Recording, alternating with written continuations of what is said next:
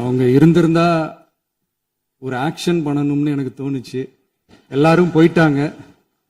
இல்ல பர்மிஷன் பண்ணலாமா? இப்பவும் பண்ணலாம், ஒன்றும் தப்பு இல்லை.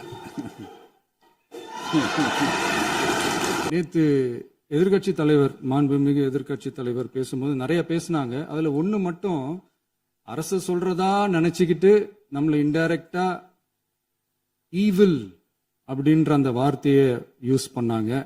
எனக்கு ஒன்னே ஒண்ணுதான் சொல்லணும்னு தோணுது. ஈவில்ஸ்னு டெவில்ஸ் பேசக்கூடாது.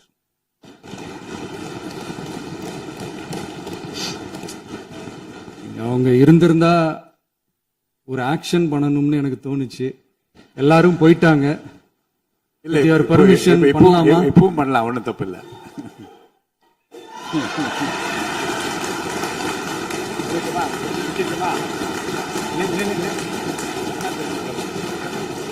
யார் சொல்லுங்க?